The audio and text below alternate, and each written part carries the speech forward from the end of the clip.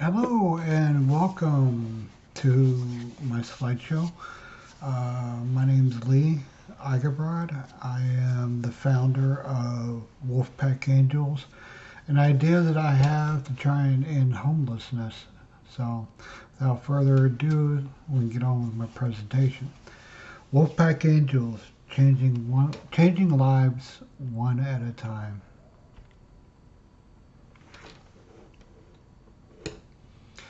There's a homeless epidemic in the USA. It's growing daily, and we need to find a viable solution to it. Not only that, it's also a worldwide epidemic. Wolfpack Angels will be a for-profit company with its primary focus on helping end homelessness. With its headquarters in USA, our goal is to use our profits to get people off the streets and onto better lives if they choose. There are over an estimated 550,000 people homeless in the United States alone. There are nonprofits out there to help those in need. However, nonprofits are hindered by the red tape it takes to accomplish their goals to make a significant difference. As a for-profit based business, we can spend our profits on the homeless where it's needed most. The first step is to get the homeless and give them hope. In doing so, we can offer them a step in the right direction. While guiding them step by step through our program, we can change their lives for the better. Participants in our program will receive not only basic needs such as shelter, bathrooms, showers, food, and clothing, but training to obtain employment as well. Also, we will help them find the necessary services such as medical, dental, and mental health either in our training facility or locally. People will accomplish a great deal through our program to enrich their lives and have hope for a better future. They may even find employment through one of our many business ventures. And employing those who graduate our program, we can ensure that they have the tools needed to remain off the streets. Should the individual choose, they can utilize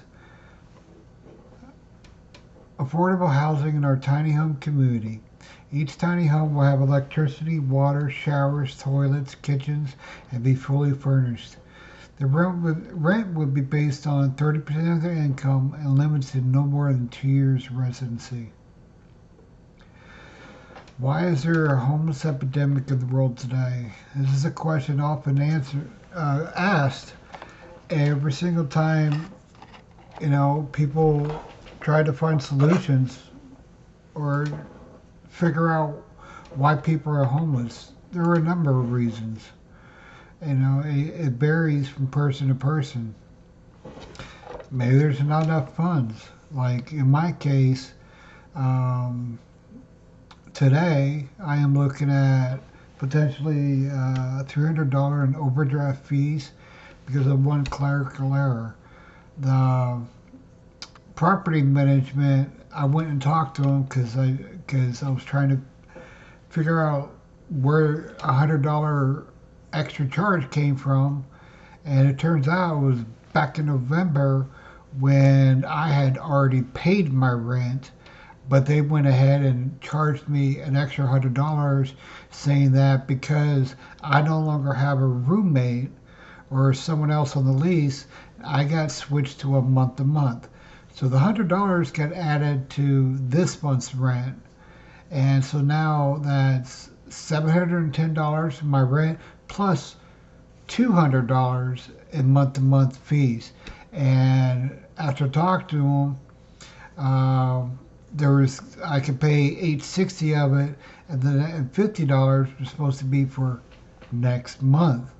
And I would just keep paying extra to pay for it. Well, turns out it kind of worked, but it kind of didn't because the day after I made my payment, my auto pay kicked in for my apartment, and they took out that $50. Well, that $50 was supposed to pay for two other bills on top of me getting groceries for the month, and so now my account's overdrawn. So if I can't come up with potentially $300 by January 3rd, I'm going to be in default and I can't pay my rent. So I'm going to go through use myself as an example, uh, and try and help you understand where my vision and my dreams are coming from. So, what are common issues for homelessness? Not enough funds, eviction, addiction, people getting addicted to drugs, alcoholism, spending all your extra money or all your money on booze, and not paying your bills, and not paying for rent. Same thing with addiction, spending all your money on drugs, trying to get that fixed, trying to get that high. All your money's gone. So yeah, you're going to get evicted. Maybe a death of a family member, and Lord knows, you know, that's a devastating loss. Um, and 9 times out of 10, those left behind have to foot the bill. It sucks. What if you've been at a job for 20 years, as COVID has taught us, people can get laid off, or fired, or, you know, whatever at the drop of a hat.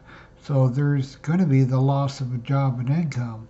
Luckily, there's the landlord eviction protection thing that went on, and that saved some people. But when their time came up, they had to pay all that back due rent, and most people said screw it, and they just left. So sometimes they can't get back to work, so you got unemployment. What if you're living with someone, your fiance, girlfriend, whatever, and they decide that the relationship's over, so the end of a relationship, someone's got to move out. Another reason for homelessness. What if, like in my case last year in June, I was in a car accident, and all the good luck and everything that I had up until that point was gone, like in a split second, because I no longer had a vehicle. And so you can't live in your vehicle, you can't use your vehicle to go get a job, go get this, go do that. It's just gone. And if you're in an area like I am, where the stuff you need is miles away, and there's no reliable taxi service out there.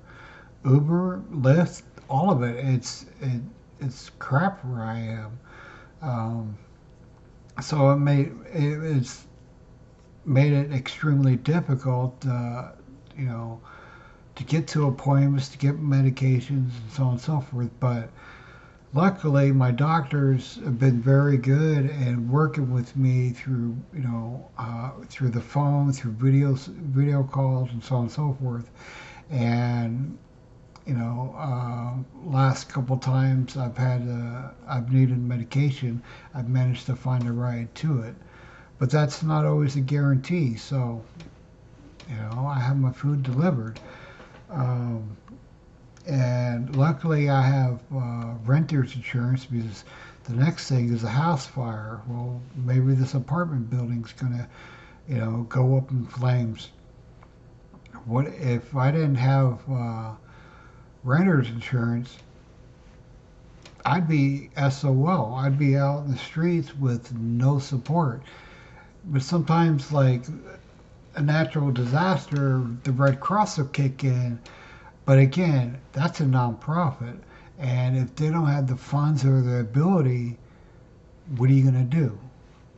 Do you even know what resources are out there? I mean, you're probably scrambling, through your phone, trying to, to figure it out. And God forbid, it's in the middle of winter now. You don't want to be on the streets in the middle of winter. That's where a lot of people are going to die. Or you're married, and for whatever reason, you're getting a divorce. Well, through the divorce, someone's got to move out. Just like the end of a relationship, someone's got to leave. I don't see it as being applicable, and both of you staying in the same house. It just doesn't happen 99% of the time. But as I mentioned, the house fire, you could have a natural disaster. There's people in the Midwest, Illinois, you know, Kentucky, and all that. They just had an F5 tornado tear through a town, and you got hundreds of people homeless overnight because a tornado just tore up their whole town, not just their homes, but the businesses and everything. And so now they're potentially stranded. So if they don't have friends, family, or someplace to go, or there's no resources, they're stuck in the middle of nowhere. When I had my accident last year, I was on my way to Ohio to go see my son, and stop by, see some friends, catch up on old times. But because of the accident, I was stranded in Lincoln, Nebraska. Luckily, I had some money left, and I was able to rent a car and get to where I needed to go. But even still, what if family health or your personal health, trying to take care of someone that's sick, or they need somebody there to take care of them. What are you going to do? You're going to give up your job and you're not going to have any income. You're going to stay there and take care of the person and try to make the best of it, even for yourself. I had a heart attack in November of last year, and luckily I had the ability to be in this apartment. But what if I didn't? What if I come out of the hospital and I've got nothing? It's another reason that could potentially lead to homelessness. And then there's mental illness. I suffer from major depressive disorder, which means that my emotions are to the extreme. When I'm happy, I'm giddy, and when I'm sad, I just feel like crying and stuff. But there's other people out there that aren't treated. So I take medicine just so I can function on a day-to-day basis. But if I become homeless, if I can't get to my meds, I'm going to deteriorate within probably 3 or 4 days, and it's only going to get worse. It'll get to the point where it's like I was before I started my medication. My diabetes is going to go out of control. I could end up in a coma. Any number of things. My heart medicine, because of my heart attack, I'm going to be at risk for having a heart attack again. High cholesterol, high blood pressure. The stress is going to send that through the roof. Just all kinds of stuff. I'm scared, but that's hopefully what this presentation is going to show you, is the realities of homeless and what solutions are out there that could end it. And that's where I'm chasing the streams and make it happen. Another reason for homelessness is the foreclosure. You got a number of things that's been happening. You run out of money, you lost your job, whatever. You chasing, trying to figure out what you could do. In the meantime, your mortgage has gone back past due, past due, past due. Next thing you know, you're being foreclosed upon. At the end of foreclosure, what are you going to do? Another cost is inflation. As prices goes up, if you don't have the income to match it, you're going to slowly, like a drop of water, dripping from the faucet, it's going to slowly just start accumulating over time. And if this something doesn't get done, you're not going to be able to afford anything, really. You're going to be more worried about putting food on the table than keeping a roof over your head. God forbid, you commit a crime and end up in jail, or for the worst part is prison, and you're gone for a period of time, and you've lost everything. You're going to come out of jail or prison with nothing, nowhere to go, no roof over your head, no food in your stomach, no medications, nothing, you know. And if you do have a family, that's going to potentially make it even worse for them, is because you're going to reach out, you're going to try and try and find a foothold someplace. And if your family or friends, for that matter, take you in, great, but it's going to put so much pressure on them, and eventually there's going to be problems if things don't happen quick.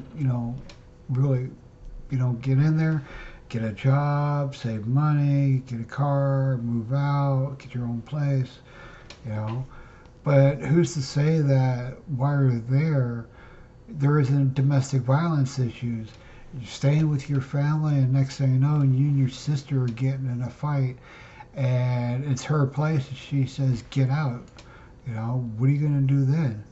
Um, or like years ago, I was in a car accident. Since then, I'm disabled. I've got neck, lower back problems, and not only that, I've got my depression to deal with.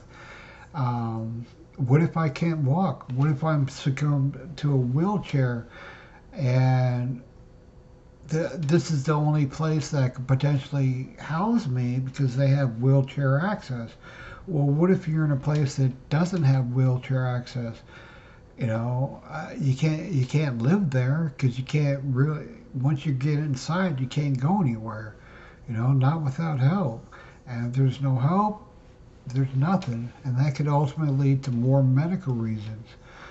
And who's to say that you know you're maybe in a stable place, but the clock's ticking. It's just a matter of time before you're gonna have problems staying there. But you go to look in the city, town, or the area that you live in, and there's no affordable housing. There's no public assistance or even affordable health care for that matter. And if there is, there's wait lists, a year, 2 years. Some places, that are really struggling, or you're looking at least a 5-year wait list just to get in the foot door, your foot in the door. So, I mean, realistically, you could be looking at being homeless for 5 years. It's ridiculous. And ultimately, if you lose your income, lose your job, or whatever, you're poor. What if you're, an 18-year-old kid and you're staying with your family who are dirt poor, barely making ends meet, and they said, "You're an adult now. You gotta go out and take care of yourself. We can't take care of you no more." But you're out there and you're struggling as an 18-year-old. Jobs out there at 18 don't really pay that much. I mean, you're looking at McDonald's making a minimum wage, and nowadays you need two full-time jobs just to make ends meet.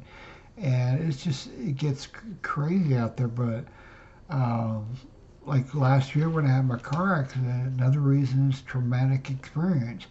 Luckily I was able to pretty much walk away. I've got a messed up shoulder, because of it. I still get headaches, but I was able to walk away. But what if I wasn't? What if it was so traumatic that it just completely devastated me? But who's to say, if I was a female and I was staying someplace and I got raped, that's a traumatic experience. Or my boyfriend, beat the crap out of me, and so you got domestic violence.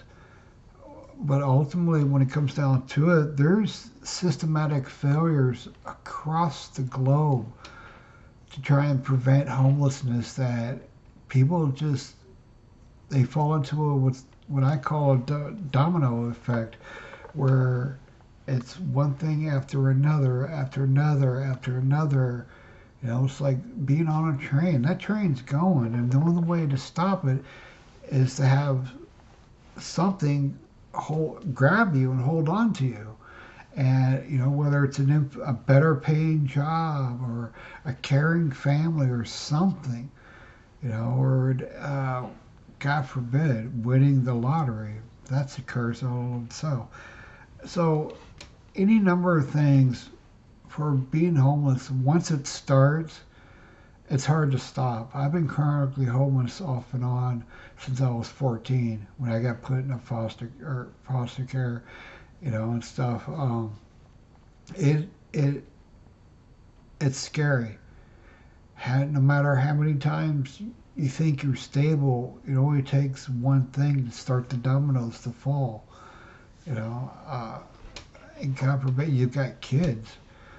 It sucks. So what? Give me just a second.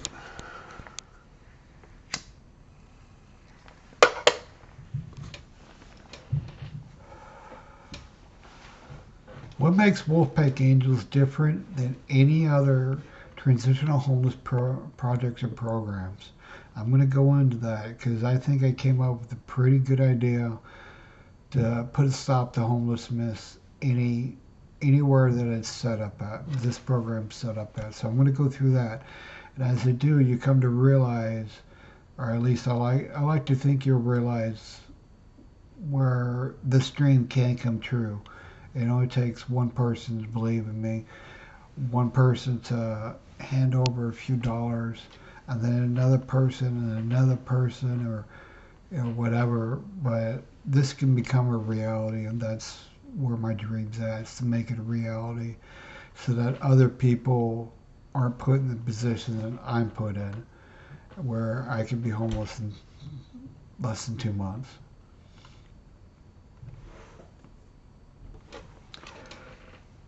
What makes us different is there's a number of things I'm going to go through, but it's humanitarian aid focus. That's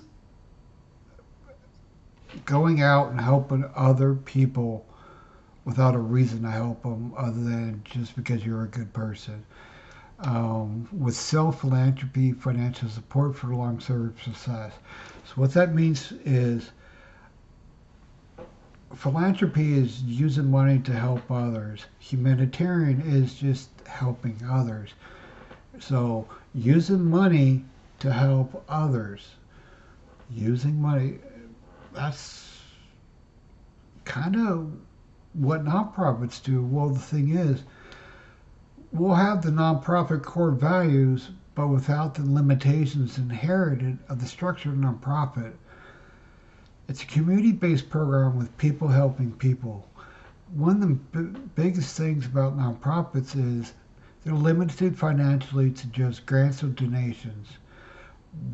We wouldn't be. We could be potentially self-sustaining by year, second or third year after stage 3. And the more communities, businesses we have, the more funding we generate from our projects.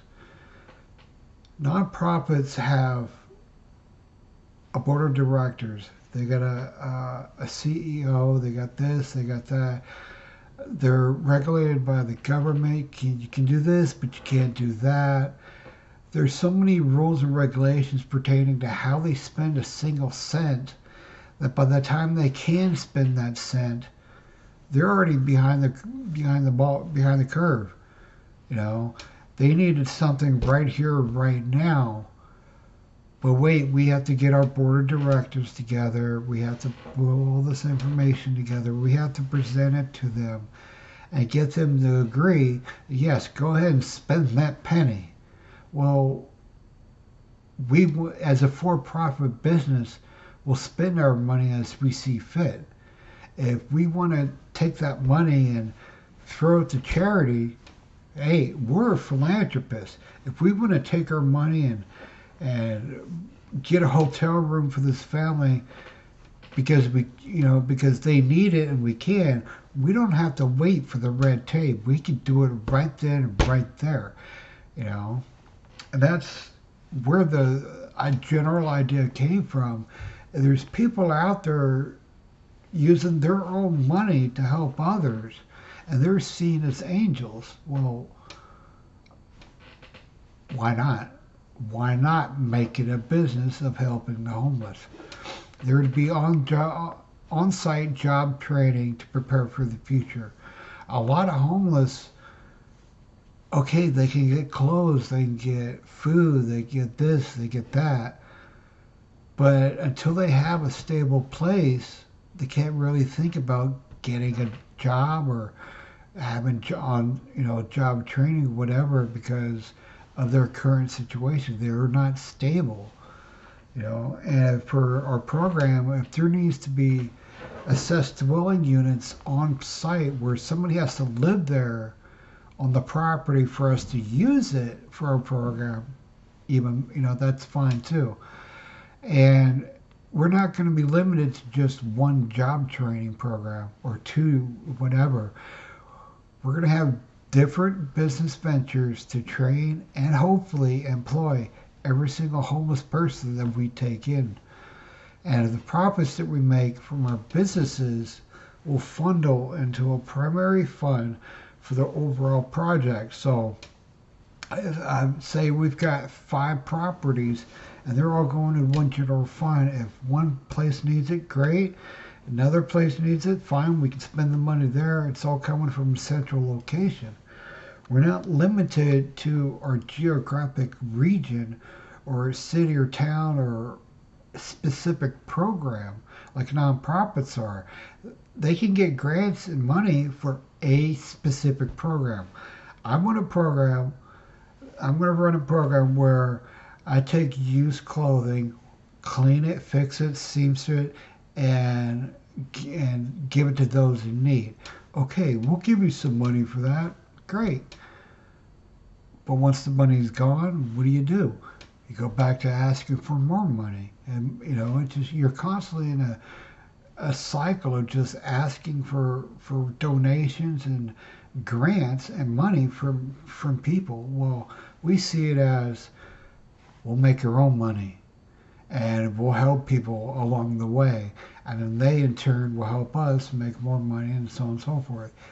Our cycle is so different than what a nonprofit goes through.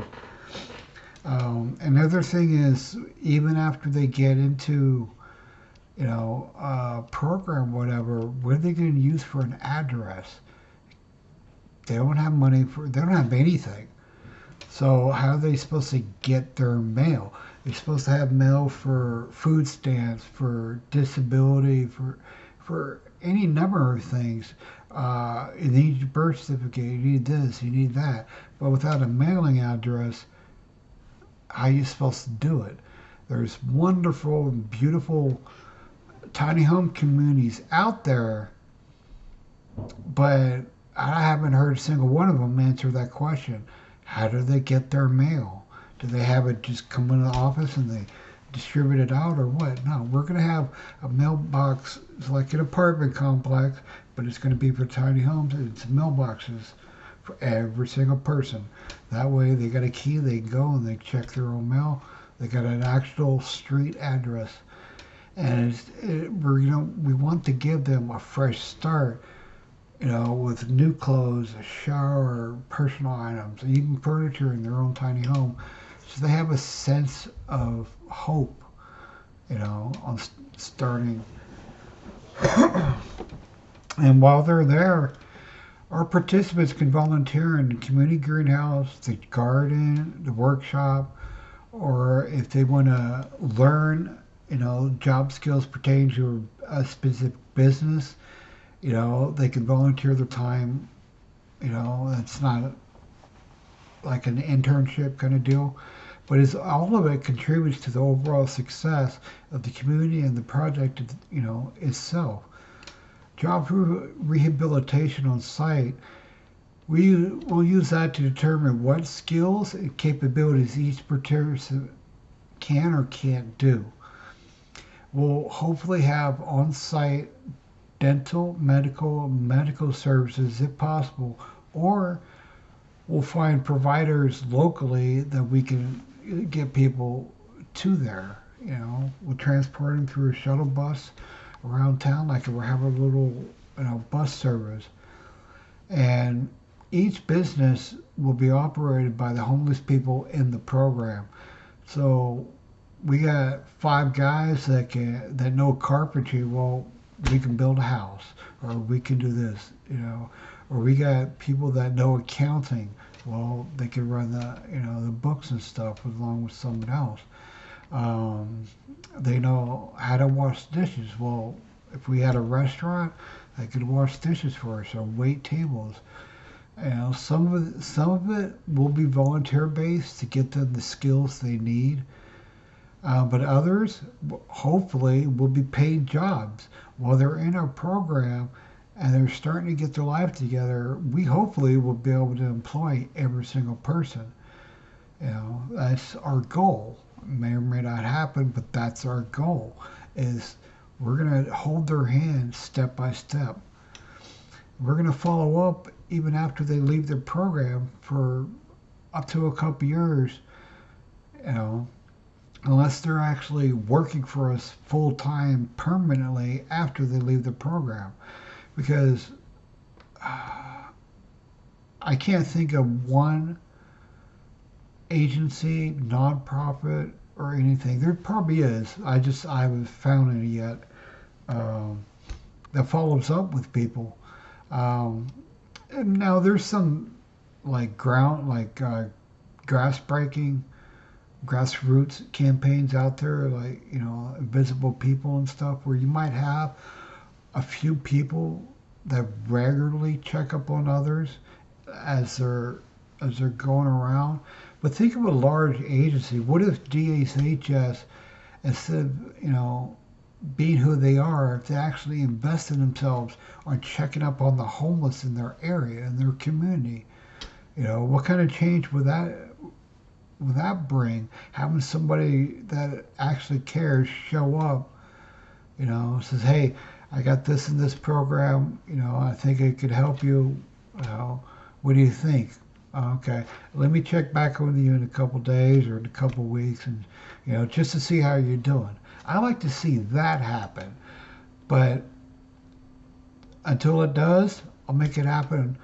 We'll make it happen in our program where we're going to keep checking on these people every single day. We're going to be their friends. We're going to make them our family and give them the huge amount of hope that they can have, to get back on their feet. And another beautiful thing is our basic model of having everything all inclusive in one location is we could put that location in Canada, we could put it in Mexico, we could put it in Europe, China, Japan, UK, Russia for that matter, any number of places we can just plop it down, keep going, keep growing internationally. All we got to do is, put all the pieces together, boom, there you go. And we wouldn't have to rely on local, state, or federal funding or resources to operate after our initial investments. Yeah, we need money for stage 1 and 2, but once we get to stage 3 and we're on our own, making our own money, that's it.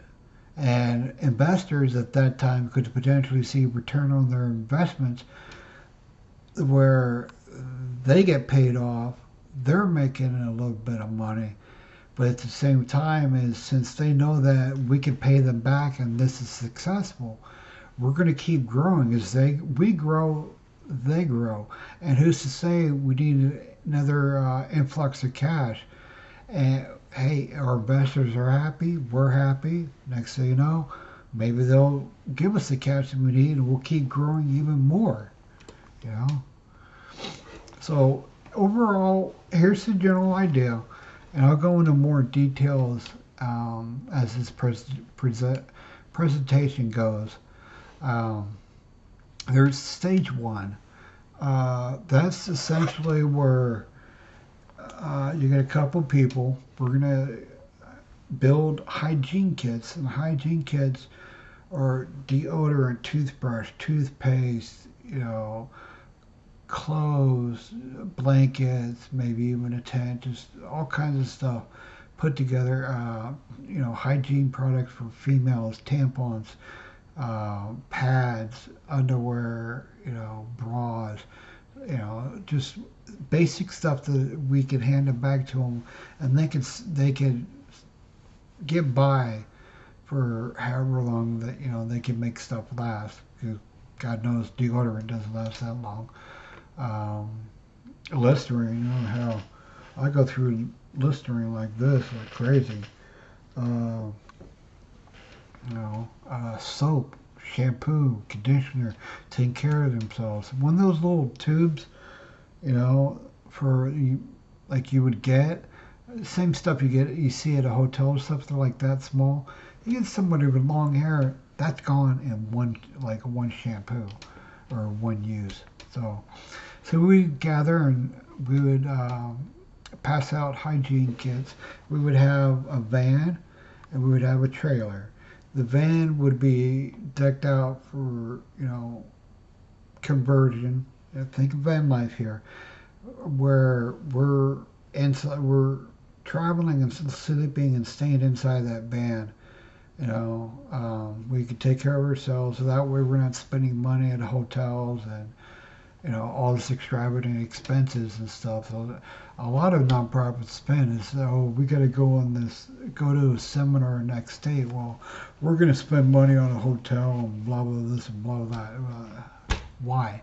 The whole point is to try and save as much money as we can, so we can give it to the homeless, and that's where the trailer's going to come in. We would be a walk-in covered trailer.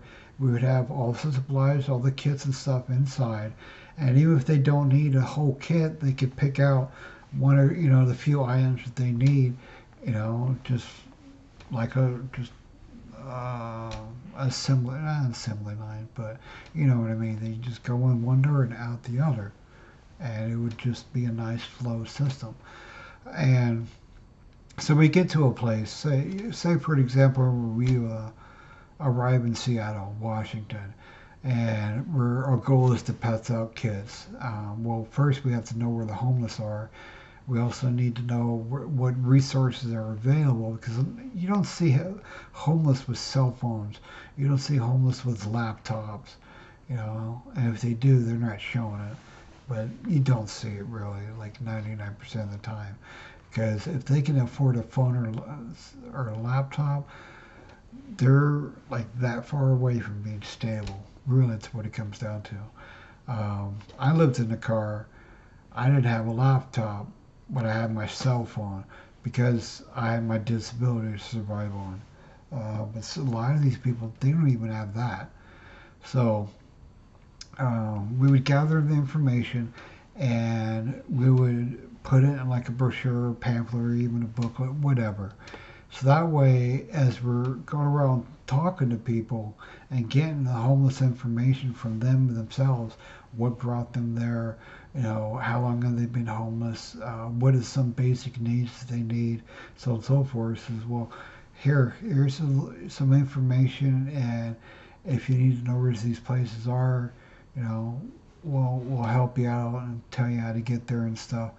But also, while we're in each community or helping out the homeless, we're going to be doing logistics or proper or location finding, trying to find property that would be suited to our program.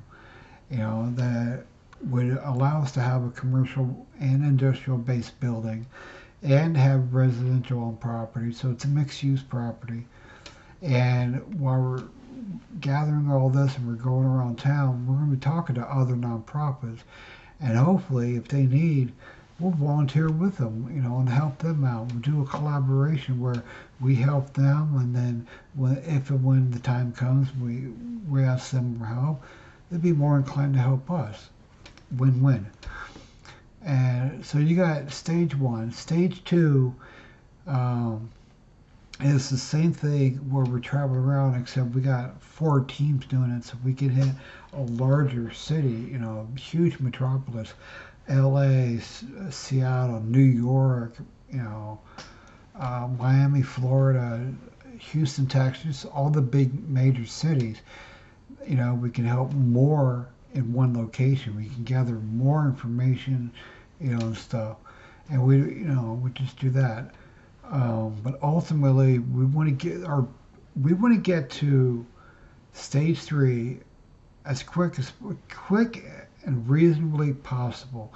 We don't want to rush into it and be unprepared. We want to, when we start stage 3, we want to have that information on hand so that when we find property that we can build, we locate the land, we've got the property, then we build the structures that we need. Who's to say that we don't find a couple of buildings that can suit one of our needs or another one of our needs, or but what if we take over a school? You know how many classrooms are in a school?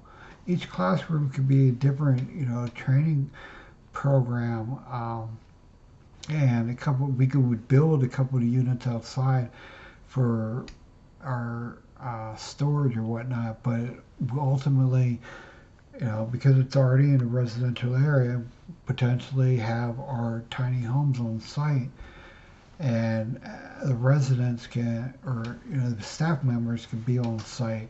So now we got this huge school, we got the property.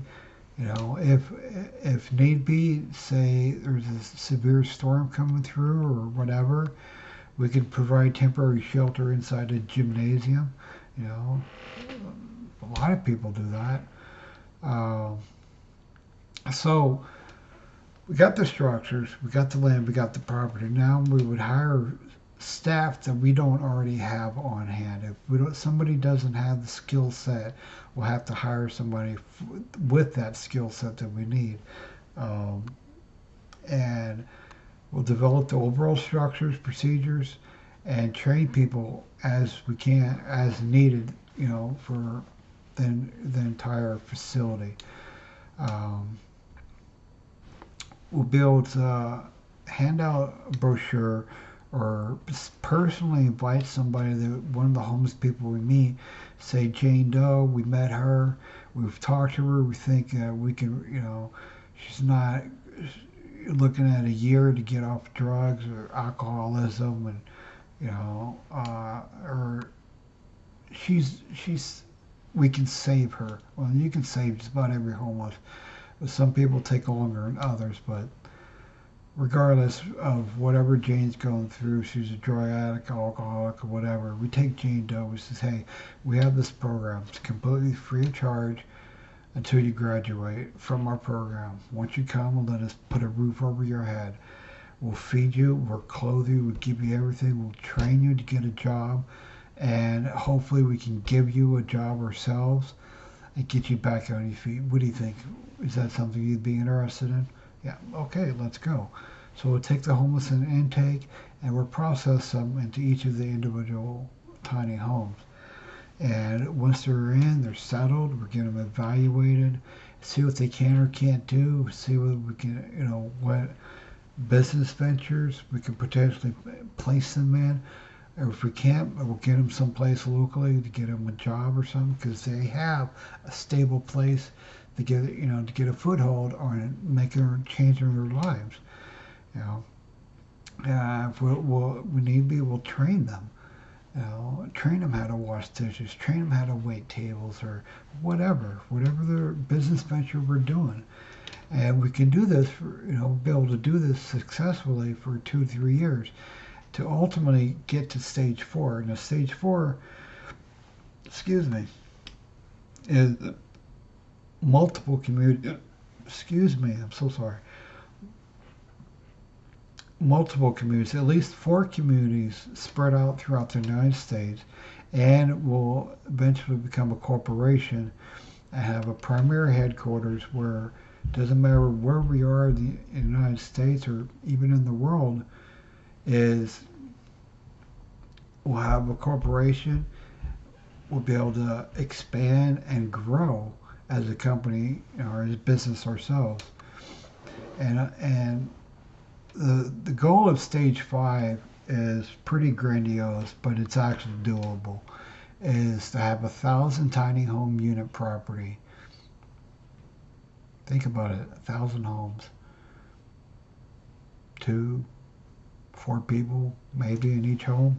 Actually, some of the units, and then we could build, I can have up to 8 people. So 1,000 homes, that's a potential 8,000 people in one area that could be taken off the streets. Think about it. It's doable. What what's it going to cost? Oh my God! It's money makes the world go round, especially when it comes to you know trying to change your life. So, stage one, we're looking to raise $250,000 for the initial LLC setup, startup cost, vehicle trailer, and get 1 to 2 people employed part time to get the ball rolling. To actually make the hygiene kits, create content, videos, photos, advertising, marketing, show people how successful we can be, going out, helping people, gathering the information, and sharing it everywhere we go. Ultimately, it gets stage two, where we have 2 vehicles, 2 trailers, 2 people per vehicle, and 2 support staff that are guiding us to all these locations that we're going to go and help us with all the clerical duties, back at our home base. And we'll be able to expand to major cities, think across the United States, like Seattle, New York, LA, Portland. Um, Now, the largest, not the largest, but the first stage or the third stage involves a significant amount of money from 3 to 5 million, whether it's all seed money that we raise ourselves or it's an investment, whatever. But that's kind of in the ballpark of what's going to be needed for 8 vehicles, 8 trailers, 8 support staff, 8 full-time staff, with 2 vehicles, 1 cargo to to haul stuff around for the community, a passenger to get people to appointments and transport them around locally, for a 40-unit community with 1 main building, 2 support buildings, and 40 tiny homes. Ideally, it can work on a 5-acre property, but 10-acre property would be more spacious and allow more rooms with like a mailbox, center for every single person there. Stage four, a little bit significant more money, 10 to 25 million. But by this time, hopefully, we're going to be self-sustaining and making our own profits. It may take us a few years, 5, 10 years to get to this point, but all the investors got their money back, and maybe they reinvested again or maybe they didn't, but ideally we want to be self-sustaining, and our profits are slowly growing, as each community, stage three community, is open across the United States. Um, but this time we'll have 10 vehicles, 10 trailers, support staff full time, 2 vehicles per community, 4 40-unit communities, and our very first 100-unit permanent housing community, where they get done with the program, they go into their own home. We either we're employing them or they're employing, but it's 30% of their income. Doesn't matter whether they work with us or not. It's 30% capped income for them, where they can stay for 2 years. We'll give them 2 years to save up all the money they can to go on to the next stage of their life. Ultimately, if we get to stage five, we're looking at 50 to 100 million of our own money, our own profits, where we can build the world's first 1,000-unit permanent housing community. 1,000 units. Think about that. Up to 8,000 people. Boom. Now have a place to call home. Sounds pretty good. Some of the miscellaneous costs. Basic hygiene kit. I went through Amazon and just put a bunch of stuff together. Where how much is to get for 12 pack of deodorant, blankets, socks, underwear, all that. Put it all together for the guys, and then average the cost of how much it would be per person. And I was looking at the $14.33. That's with Prime free shipping. Female is more expensive because of the feminine hygiene products, tampons, pads, things like that, uh, are more required for them. So they're looking at $22.88 per female. Now, if we get a couple, man and woman, woman, woman, man, man, a couple, they're looking at $29.58. Now you get 3 to 4 person family, they come upwards of $42.98. But what about winter? Are these including stuff for the winter? No. The our winter kit, $138.90. That's thermal socks, jackets, sleeping bags, tents, stuff they could use to survive in the winter. And if we want to supply 100 people with that, anywhere from $13,890 to $20,000 for 100 people to have something for winter. See, the money starts to add up. If we wanted to do just 3 seasons and not help people in the winter, anywhere from 1,400 to roughly 2,300 or $3,700 for both. So we've got all that. Kind of giving you an idea of where I'm coming from, what I want to do. But here's the overall plan or program in a lot more detail. Okay. General walkthrough. We're going to prepare hygiene kits, establish location, and travel there. Once we're there, we're going to find out where the homeless are at a location. We're going to find out the nonprofit resources, determine what local resources are for the homeless, gather that information, and put it into a database. We're going to ask the homeless what they need, whether it's just a hygiene bag, individual item, clothing, food, whatever.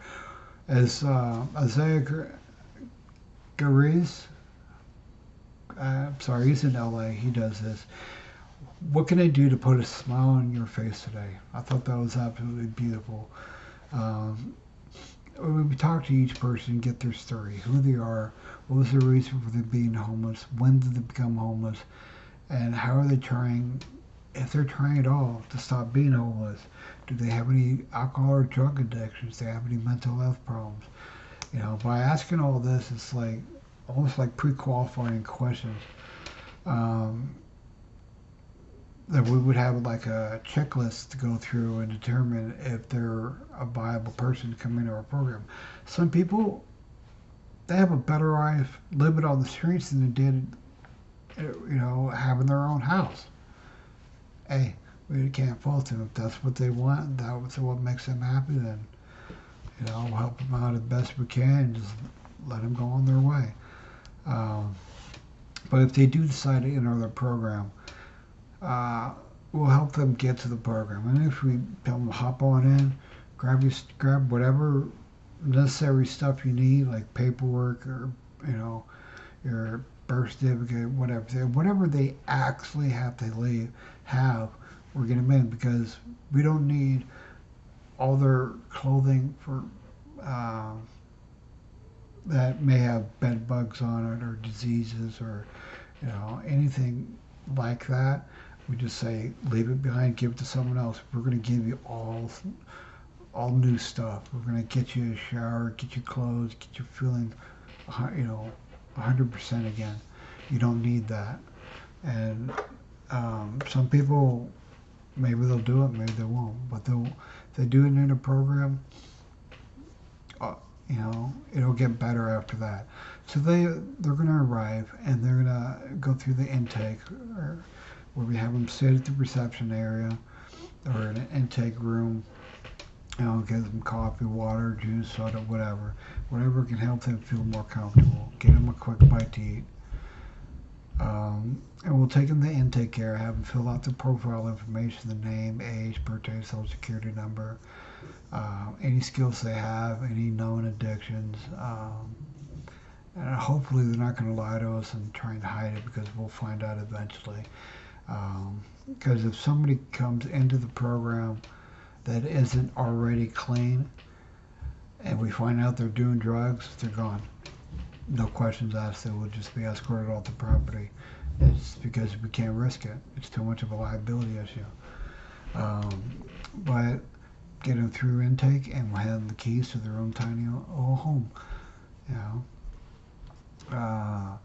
give them a tour, give them some tokens so they can take the showers, so they can do laundry. Give them a guidebook for the program. Frequently asked questions. Do this, do that. Kind of give them an idea or run through what they expect by the time they graduate from the program. We'll give them a tour, show them their tiny home, show them the bathrooms, the showers, the laundry, everything that's on property, the community greenhouse, the garden, the mailbox center.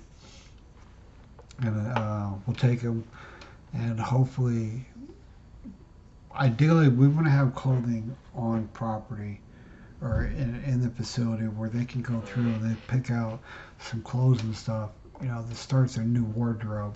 But if we don't have anything, then we'll go and we'll take them to Walmart or take them wherever, and we'll go buy it.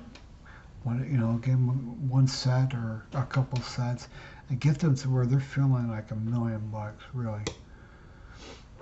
And once they've gone through everything, we'll give them a day, to kind of get fully acquainted, give them time. We're not going to harp on them. We're not going to stand over them, look over their shoulder, whatever. Say, there's the showers. If you're hungry, the kitchen's back here. We got plenty of food. Go help yourself. Explore, walk around, talk to people, socialize. And, if they want to talk, we're here to talk. We'll be their friends. And ultimately, we want to become their family.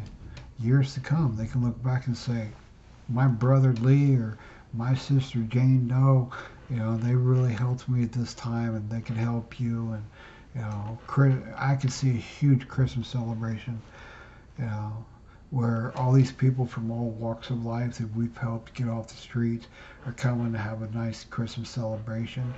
Well, that would just be phenomenal. I would just love that. So the next day, they've had their shower, they're starting to get acquainted and stuff. We'll give them a caseworker. We'll introduce them to the caseworker.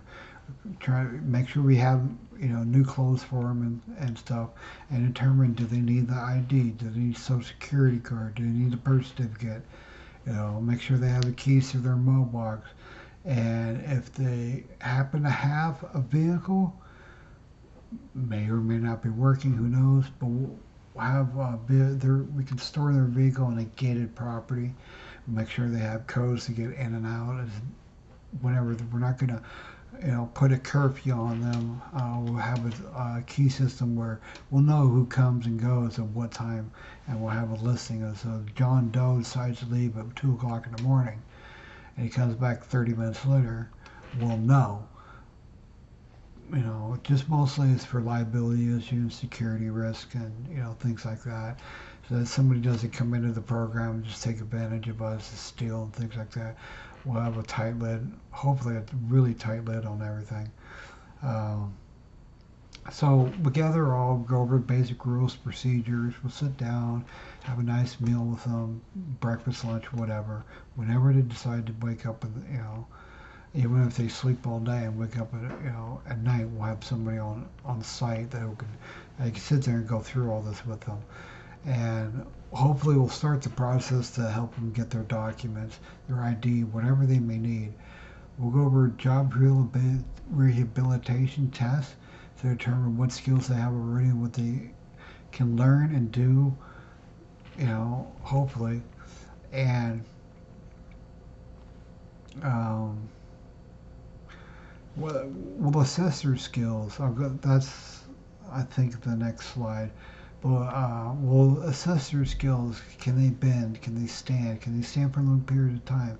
Can they twist? Can they turn? Can they do repetitive movements? All the basic things that all these federal agencies and programs and everybody else asks them and stuff. But we're going to actually go through it and have them show us what they can or can't do. You know, because a lot of times somebody can say they can't do this or they can't do that. So they'll try and circumvent the system to get something better than what they actually deserve. So if you get somebody that's lying, well, you don't really want that. Um, so we'll go through all these tests and stuff. Uh, and a caseworker would meet with them and establish their medical, dental, and mental health. Um, Again, with basic evaluations, if they have a doctor, who's their doctor? We'll get HIPAA agreement going with them so we can have basic information, like if something happens to them on property, we'll know, hey, we got to call Dr. John Doe and let him know his patient, so and so is something happened. We'll be able to help them. Stay in touch with the doctors, maybe get new doctors or whatever. Um, and once they have all the documents, they can provide an evaluation and continue on the program.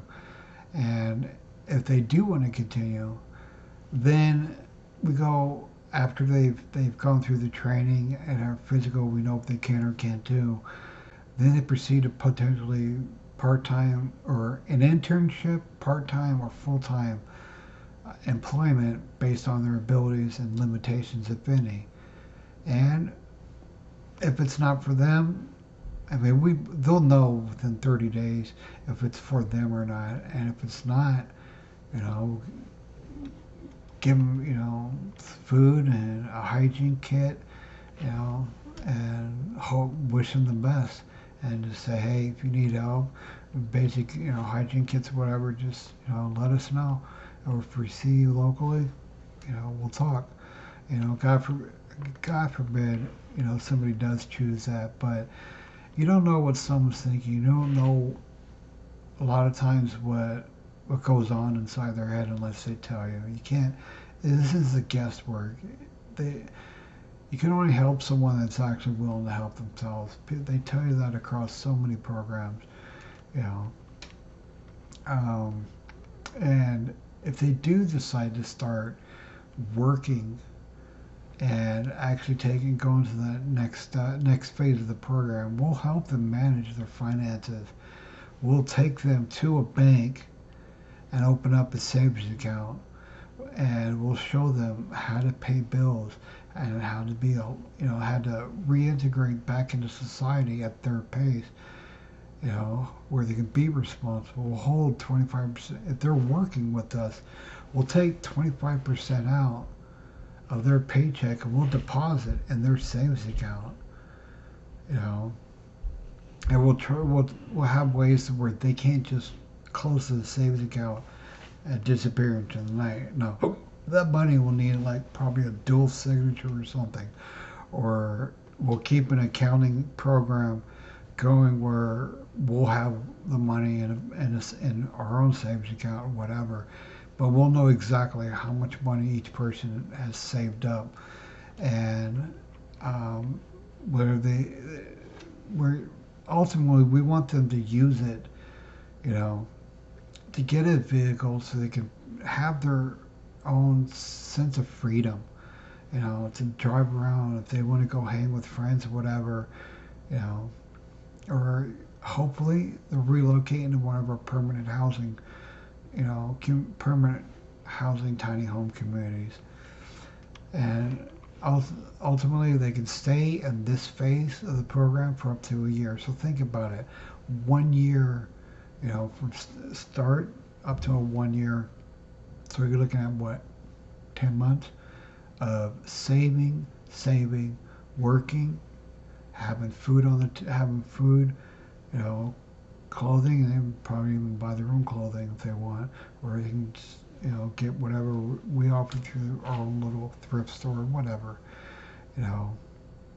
1 year to have something stable, something beautiful to get back on their feet. I mean, I'm almost in tears just thinking about it. And if they do relocate to our permanent communities, their rents will be capped at 30%. We're not going to do average median income. We're not going to do 50%, 80%. No, it stops at 8 or 30%. Now, this phase of the program will be up to 2 years, period. So you got 1 year to save up if you want your own place. But then you got 2 more years to have your rent and utilities,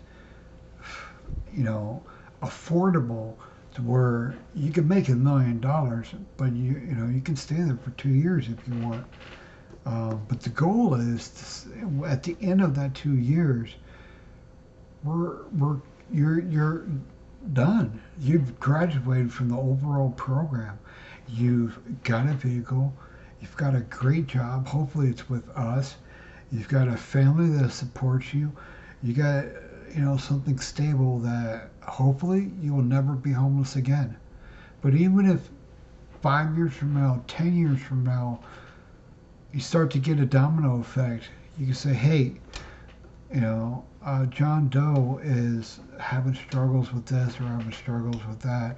Let's see what we can do to help him out. Well, we've got this large database of nonprofits, so yeah, let's match them up. Let's say, this program over here, Alcoholics Anonymous can help them get sober again, and we give them time off or whatever, as long as they can pay their bills. But 10 years from now, whatever, we'll get them connected to programs that can help them. But 20 years from now, who's to say they don't, they've gone 20 years of being off the streets, and all of a sudden, a domino effect, and they just hit rock bottom all over again. Guess what? Our program will take you back in. Win-win. But I mean, I've said before earlier in this presentation, there's a lot of programs and people out there. 5%, maybe 5%, will actually go out there and regularly, every day, every week, every month, whatever, and keep up with the people that they've come in contact with. The guy from Invisible People, he does that. Now, he doesn't see them all the time. Like if he's in LA, he'll make his rounds and visit with people and catch up on how this person's doing, how that person's doing, pass out socks or whatever he can do to help them out. If he's in New York, he's doing that. So now this is just it's a rough draft. It's a basic layout. It's not going to look exactly like this, but if we top right, you got your on-site staff quarters where they got a shared bathrooms, shared showers, male, female. They got their own shared kitchen and stuff. So when we close up shop for the night, whatever except for intake and whatnot, like the large facility underneath that, the training center, community kitchen, we're probably going to close that up at like 10 o'clock at night or something, something realistic. But people have money, we'll have vending machines outside or something. Main office storage, intake, security office. Next, top left, or in the middle, you got your mail center. And maybe we'll have a fence or a wall surrounding the entire property with individual gate access. Hopefully on at least 5 acres. 10 acres is probably more ideal, given things like that. But we'll have a community warehouse, community garden with raised beds. Because what if we're in an area where it's not conducive to have a garden, but if we had a greenhouse, or a garden inside where there can be raised beds, so we're not tearing up the dirt. Maybe it's rocks or something, but with the raised bed, we'll have a better chance. So we can be in different climates and stuff. Maybe even have a hydroponics program going where we're constantly getting a supply of fish and algae and all kinds of futuristic health benefits. Um, and in the same area, sorry, I got a fly or something. And in the same area, you get a building zone where that's where if we need to build a garbage bin or redo the mailbox center or build a tiny home, whatever project we're working on.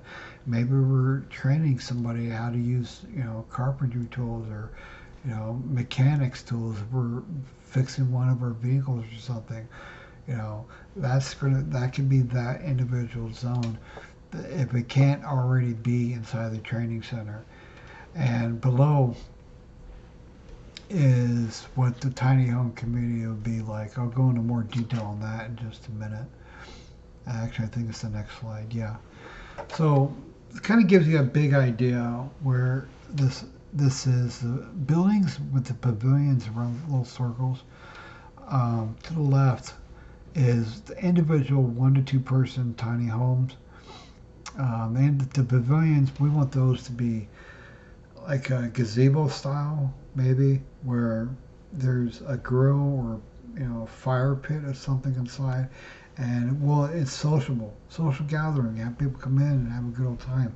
Maybe in the middle of the entire thing, we'll have a huge fire pit. Maybe have bonfires or something. Beneath that will be the laundry and restrooms, where it's token based because we have coin operated. It's too much of a risk for somebody to go in there and bust it up and steal the money. No, we'll just have token based. The only value the tokens are going to have is for showers and laundry. That's it. We're not. Well, vending machines can get broken into, but hopefully we'll have those secured. Sorry. But anyways, washer and dryers, token based. We have 2 male restrooms, 2 female restrooms. So that way, if they're in there, they can use the bathroom.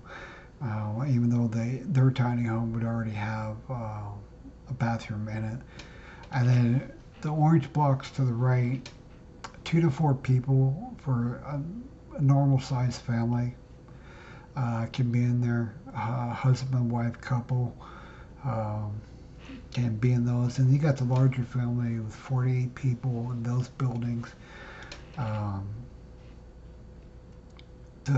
It'd be a lot larger, obviously. Each one of these be bigger and bigger. Tiny homes, and then you got your larger tiny homes.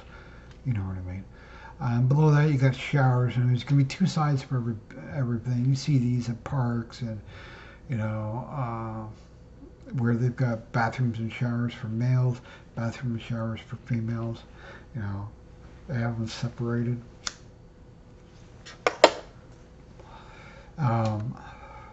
But the showers are going to be, if you ever gone to a campground or something, they've had showers. Some of these have been token based. Each token will get you 8 minutes worth of a shower. It's hot water, of course. And people will get a handful of tokens when they come so they can use it for laundry or showers or whatever. If they need more, then we'll get them some more. It's really not that big of a deal. So you got 6 large pavilions for social gatherings, 30 1 to 2 person units, a large facility. Each tiny home or unit will have electricity, plumbing, water, toilet, little mini kitchen. If they want to have their own personal food storage, air conditioning, heat, maybe a little planter up front, and a covered porch. And these ideally would be like a 10 by 15 foot, dwelling. The medium and large size families units, medium size is looking at about 10 by 20, and large size 15 by 20. And again, each one of these will have electricity, plumbing, water, toilet, kitchen storage, heat, planter, covered porch. The family units would be more like a lofted cabin style, where you got a loft up top where you can have their storage, and maybe even the kids can sleep up there or whatever. And that way you can maximize as much space as possible for larger families. Okay, here's a job evaluation. I'll go over those in a minute, but The community kitchen, it's going to be just open. We'll constantly keep food, where they want to make macaroni and cheese, they can make macaroni and cheese. Clean up after yourself. Intake, reception. You got second floor security. This whole compound or this whole facility will have security. We'll have cameras. Gated access, door, private door, key code locks, whatever, for the facility themselves. Um, 2 stories. Uh, a training center will encompass it. We'll go over the community kitchen and that entire area up there. Uh, but you got your storage. We'll keep hygiene kits, furniture, and stuff, because all these tiny homes, they need furniture. Or maybe we gotta something broke and we gotta fix it. Well, we have a backup so that they're not waiting, an obscene amount of time to get a new bed. You know, and the main office, first floor to be logistics and clerical, and the second floor would be all the executive offices for people in charge. Now, the job evaluation.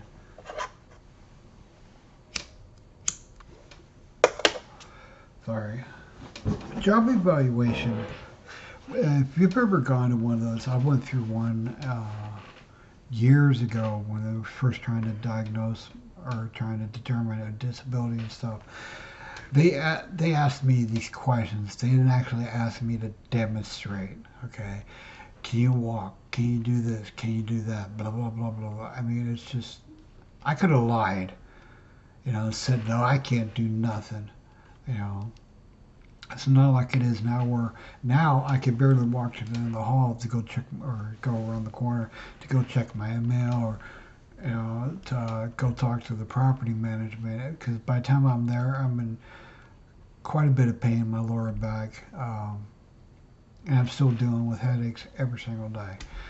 So, but back then I could have lied and that went no. But anyways, our evaluation, job evaluation we're going to do on people is we're going to have them carry various weights from A to B. We're going to have, a 2 pound weight, a 5 pound weight, 20 pound weight, 50 pound weight, because some of the jobs out there require to lift heavy objects, and if they can't do it, then those, we'll put a limit. It says they can only carry up to 20 pounds, and that's considered light work. But can they bend, stand up, bend? So you can do that a number of times, say, 20 times without any discomfort. What about standing long periods of time? Sometimes some of these jobs, like Amazon warehouse, you're required to stand for 8 hours plus every single day. Or maybe sit for a long period. Like if you're working in an office job or clerical, you're sitting down all day. So are they capable of doing that? Can they do repetitious activities? Can they, this is my right hand. This is as far as I can bend it. My left arm, okay, I go back and forth. I can play badminton with this, okay. Can I do repetitions? Yeah, but I personally would have limited function on my right arm. We would take note of that. Do they know basic math? Can they do 1 + 1 = 2? Stuff like that. Or maybe they're really smart. Maybe they can do complex math. Maybe they used to be a bioengineer 10 years ago when they actually had a job, but they became homeless. Well, they would probably, retain some of that knowledge.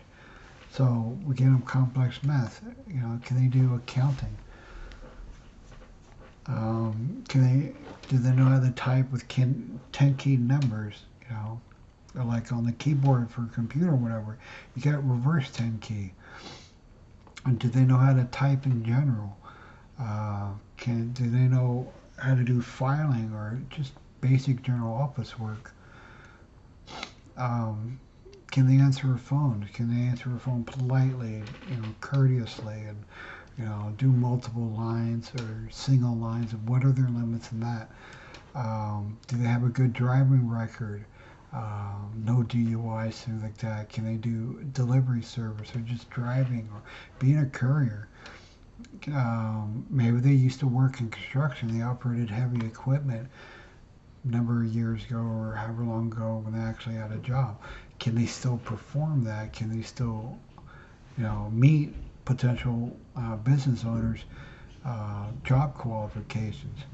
Um, can they handle extreme weather, whether it's hot, cold, freezing, pouring down rain, whatever? Do they know how to handle tools, basic tools, a saw, a hammer, things like that? What about gardening? That can be that's therapeutic in it itself. Do they know how to do basic gardening? Do they know how to do planting, things like that? Do they know how to mow grass or do weed eating and stuff? What about painting? Can they do single strokes? Can they operate a spray gun? Janitorial? Can they run a vacuum? Can they dump trash? Uh, Things like that. Retail? Do they know how to operate a cashier? Um, Stand for period of time, or fashion merchandising and product placement, things like that. What about detailing? That are they a clean freak? Can they handle deep cleaning a car or vehicle, whatever? That stuff that we always have underneath our seats and stuff. What about carpentry? Do they have a natural knack for tools and stuff? Can they build a bookshelf, or maybe get with a construction crew and build a house? Same thing with plumbing and electrical. Do they have those skill sets? Uh, what if they kind of learned how to fix things? They work on cars when they were homeless, or even a job before and stuff. Can they do that? What about restaurant work? I mean, there's so many things out there. If by going through all of these in and of itself, it opens up, except for specialized job skills, that where you actually have to have a degree in or stuff. These are all white collar, blue collar jobs that you can go in at an entry level, and as long as you perform the basic duties, you can probably get a job. And we're going to be well establish ourselves as a credible place. I mean, we're not a school or anything, but if people call up for a reference, we're like, oh yeah, John Doe, yeah, oh man, he is awesome with a jigsaw and a router. Oh, he can do some amazing stuff. Oh yeah, you're doing some fine art or whatever inside your house. Oh yeah, he'd be great for that. Yeah, we've known him for. He's been in our program for 2.5 years. He's always made all of his appointments. He's been a great person. He's like family to us. See what I mean? We would have the reputation where we'll give good references to people. You know. So the community greenhouse, the size that I'm looking at probably is a big dome, it's like a big huge carport. But it's going to have all kind of fruits and vegetables and stuff. Same thing with the garden and the building zone.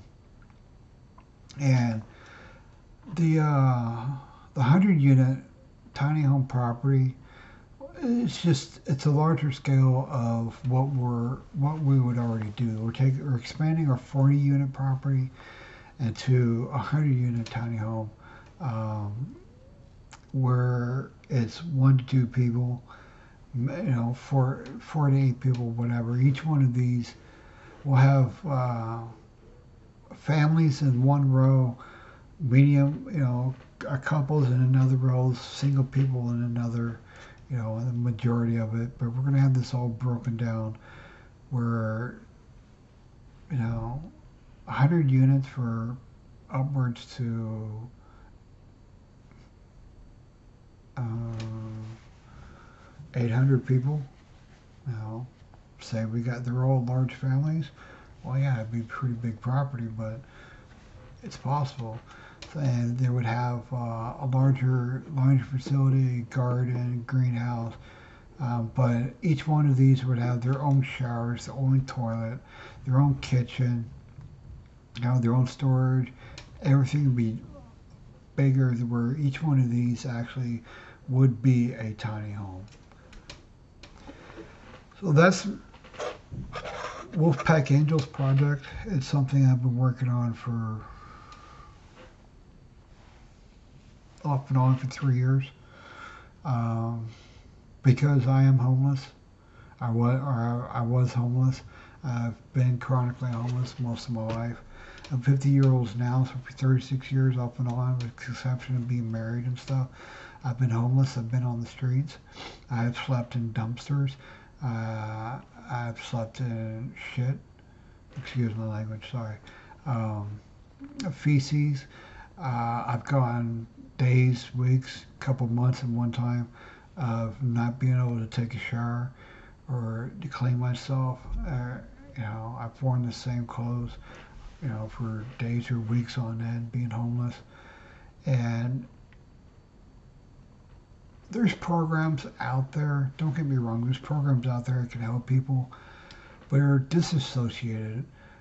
They're not big enough. They're not large enough to my widespread. You can have one community that can put a shelter over 5 people's head. You got another community put a shelter over 100 people's head, but they don't talk to each other to see what their capacity is. They keep, they'll blow you off. There's long wait lists, whatever. But with our program, the way I see it is simple. We're going to use our money, be for land. If somebody uses their own money to help the homeless, they're considered a philanthropist. Well, why not be a philanthropy company doing humanitarian efforts to end homelessness using our own money? That's our whole goal is to be so profitable that we can drop down $5,000 or $100,000 or $1,000,000 and develop a community or get hygiene kits out there and not worried about the red tape. That's really what it comes down to, is to be self-sufficient. And ultimately, with $5 billion, I can end homelessness in the United States. I've already run the numbers. So hopefully you've taken an interest in this. My contact information will be at the bottom of this video on YouTube. Like, subscribe, check the notifications, and hopefully I'll be hearing from you.